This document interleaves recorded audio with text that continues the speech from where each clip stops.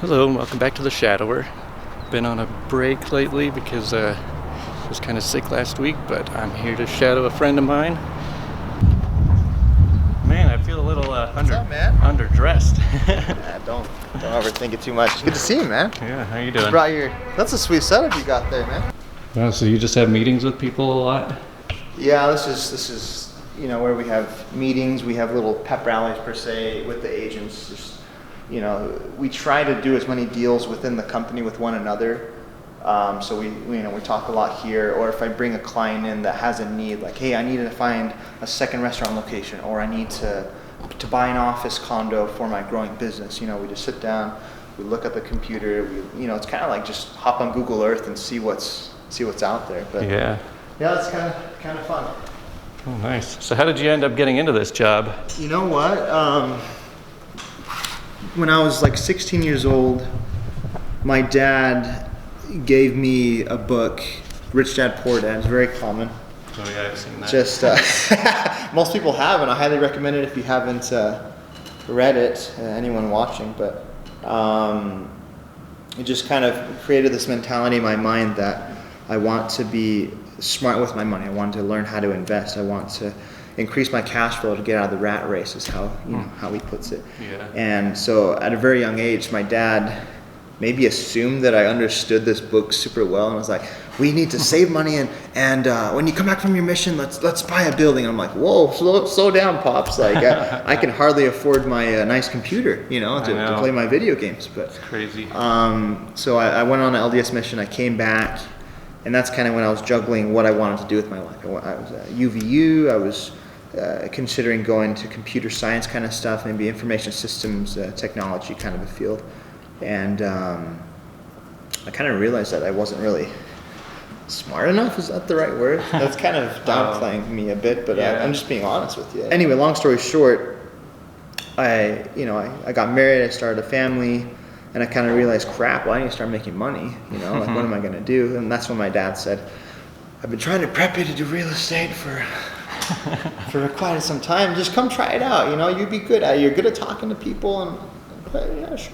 Yeah. And it's kind of like a salesman job. Yeah, it's kind of like sales. You're just talking to people. You have to be okay with a lot of rejection, because it's kind of like just knocking on doors, so to speak, and trying to introduce yourself. Like, hey, I do commercial real estate. Do you have any real estate needs? Can I help you? Do you own this property? What's your long-term goals for this property? Would you consider selling it? If so, I'm the expert. Would you consider relocating to a bigger space? Are you outgrowing it? If so, I'm the expert. Just and a lot of the times they're like, no, get out of my face, and they slam the door on you. And so anyway, so that's kind of how I got started. My dad introduced me to these people, and if it weren't for him, I don't think I would have been here as early as I am, because the typical journey for real estate is, most people start off residential, I think. They kind of figure that out, that people are more familiar with buying houses than buying an investment condo in a building like this. It's a little confusing. So you basically make money off of commissions when people buy. Okay. So yeah, it's the same as residential. There's 6% commission that's owed to the agents involved in the transaction. So if, for example, you had $1 million and you wanted to buy something that was going to produce cash for the rest of your life, and you wanted to buy an office building like this, and so you hire me to hunt a property down for you. I represent the buyer, and let's say agent XYZ over here represents the seller, and I talk to them. I say, hey, I have a buyer. He has $1 million. He wants something in this price range. He wants something in this square footage range. He wants this location. He wants to attract this type of tenant. And then I say, oh, I have one of those buildings. We connect. If you close on the transaction, you pay the seller $1 million. You get this property all of a sudden. Mm-hmm. Then both the buyer's agent and the seller's agent, in this scenario, I'm the buyer's agent, mm-hmm. and the seller's agent, we split that 6%. So I get 3%, he gets 3%, just like a normal residential transaction, I guess. So it gets a little more complicated when you get into leasing, but the simple version is, if you have a business, you sign a 5-year lease here and you pay a landlord rent, you basically calculate how much rent is accrued or paid over that 5 years when you sign that lease. I get paid 6% on that number. So buying and selling is worth a lot more than leasing, but I'll do anything. Yeah. I'm young and hungry. So. Yeah. So you're an employee of the company. How does a company run a bunch of different people like doing it? If you can do it all pretty much yourself, why do you need the company? That's a really good question. It's actually a common misconception that we're actually not employees of the company. So I'm technically an independent contractor underneath the brand Colliers International. So do they just take a small cut whenever you exactly Okay. Exactly. So the previous scenario, I represent you. You buy this $1 million condo. I get 3% of that deal. The brokerage then will come and take their portion of it, and that's basically my version of paying my portion of the rent to be here. I have services that they provide, like we have a lot of analytics, and we have a data team that will analyze, market rates, all this stuff for us. And so that's kind of included in working here and giving that cut to Colliers. And that cut varies depending on how experienced you are and how much money you bring the company in general. So it's a little complicated, but you're exactly right. The company gets a chunk of everything that I do essentially, so they can afford to pay rent, because we don't own this. We pay rent. We're tenants here. So. That's funny. But, you guys buy and sell buildings, but you rent your own. I thought the same thing too, like, interesting. So what kind of qualifications does somebody need to get into this? Is this kind of like an entry-level training thing? You know what? It's, in theory, anyone can do it. It's just a matter of getting off your butt and taking a real estate exam, going to class, which is, it's not that expensive. You spend like $700 for this full course that teaches you everything that the state required you to know to sell real estate. And it's the same license, whether it's residential or commercial, you need to take the same license. So technically with my license, I could go and sell residential stuff. And any residential agent could take their license and do commercial. It's one or the other. But the biggest difference is your connections, and the people that you know and that you network with, because my business is fueled by the people I know. I don't make a cut salary. I just make commission. I'm completely commissioned. I don't get any, if I don't work, I don't get any money, and so. Right. So what kind of stuff can you do from home, like when you're not here? Yeah, that's a good question. So a lot of the day-to-day stuff is just, making calls, connecting people with other people, kind of, I consider it like a glorified matchmaker. You need this and you need that, and so let's talk, and it sounds a little simple, but that's really all I do. Yeah, how do you usually find people like buying or selling? Just online ads and stuff? There's a few ways we do it. Like, for example, here's a flyer. I don't know if you can show the camera this or not, but this is what a typical commercial flyer would look like. You have, a picture of the property. We post this everywhere on KSL, on, there's different websites that specialize in listing these properties, which is similar to the MLS for residential agents. But basically, within this network of commercial agents, I'll say, hey, I have, 2,500 square feet of office available. This is the price. This is the target lease term we want. And I just kind of spiel out all of the terms that we want in finding a tenant. And if agent XYZ is representing a tenant that needs that thing, he'll call me and say, hey, I saw your flyer. Can we come take a look? And I'll say, yeah, let's go. So that's how I would handle a listing. You can represent buyers, or you can represent sellers. You can represent tenants. You can represent landlords. So in this scenario, we're friends with the owners of the property, and they hired us to lease it for them. They want to make sure that all the vacancies, all of the empty office is filled, and that everything is, all the offices are filled and paying rent. So we're their best friends. We're making sure that they keep their money flowing, and we love them too because they pay us 6%. So how do you get paid on leases? So in this scenario, for example, we're asking for $16 per square foot over 2,500 square feet. So let's say, just for the sake of an example, this is actually a good exercise too. If you want to calculate how much rent's going to cost for that, so 2512 is the square footage here. Times that by that number, the lease rate is $16 per square foot, 16. So over the 1 year period, you're going to pay $40,000, $192 a year. So to calculate what your monthly number would be, you grab the yearly number and divide that by 12. So to rent this office from us, it's $3,349 a month.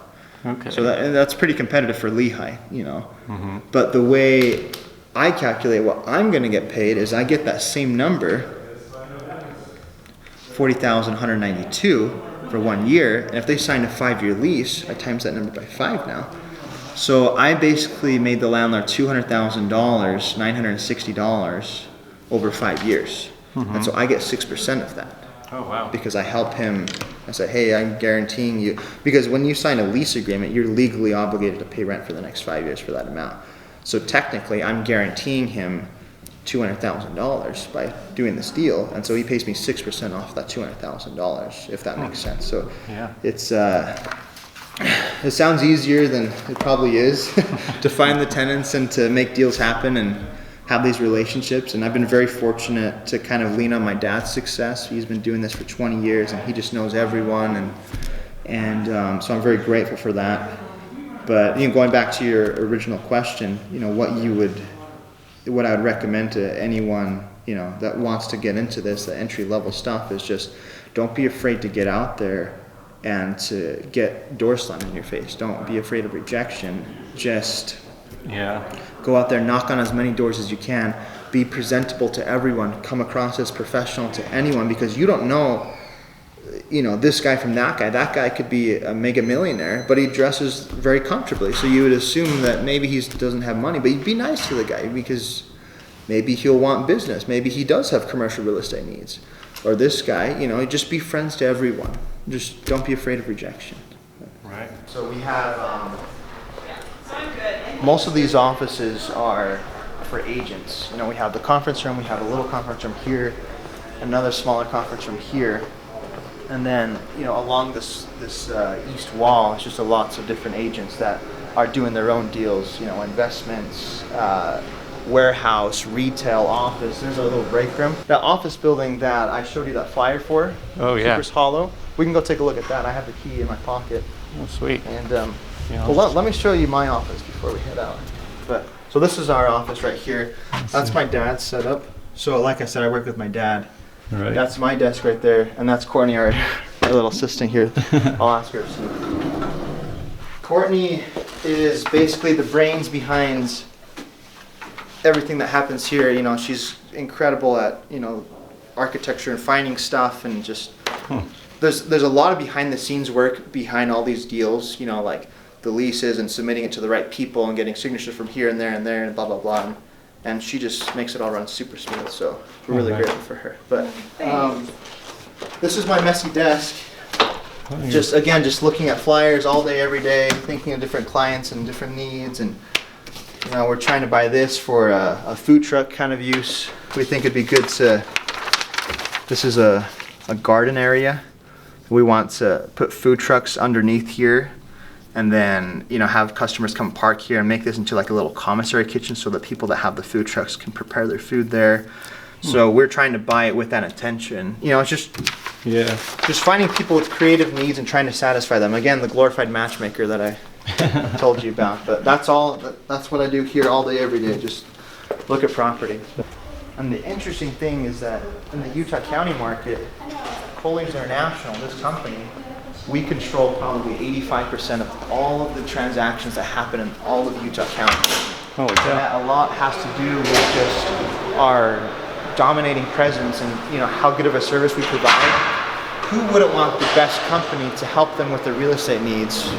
Yeah. We have a lot of repeat business and a big reputation for that. So you guys have a pretty large selection for people.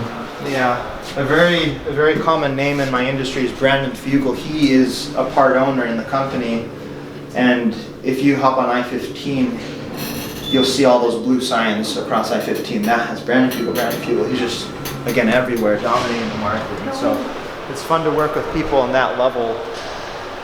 Have a good one. Yeah, you bet. Bye-bye. Bye-bye. That's what a good, those are my favorite types of phone calls. He said, let's make an offer. I'm like, oh, okay, good. What are some not so great calls that you do with? Sometimes the calls that I get are just, hey, I don't think this property is going to work for me. Let's keep looking. And we've been looking for like 4 months already. So it's just like, at what point do I say, I think you're being a little too picky. I think we need to broaden your search. Maybe we can't get it for as cheap as you think you can. You know, and that's where I step in as the advisor. I'm supposed to advise them. I think what you're looking for would be in this price range and this and that, and I'll kind of coach them. But some people don't take my coaching as serious, and some people take it very seriously. So there's a very different combination of just tons of people. Ron is really good, the guy that just called. He has a successful office practice, a successful business, and he knows what he wants, and he knows the market, and so he doesn't want to lose this opportunity, so he's going to make an offer, you know, and I believe the offer is a reasonable price. And some people don't think that, though. Some people think that they need to lowball everyone until they get a good price, and that's a good strategy for some people. But Yeah, if you're patient enough. exactly, if you have the patience, that's always the best thing. But some people don't have that luxury of patience. Some people need to grow into a bigger space, and they're losing money because they don't have enough employees to handle their growth and this and that, and so they have to hustle. Yeah. So it's definitely a challenge with the industry that I'm in, dealing with all the different requests and the different needs of every client. And it actually makes it really fun, to be honest, because if everyone was the same, I think it'd get bland really quickly. Yeah. Well, it also doesn't help you too much if a client is taking way too long to get anywhere.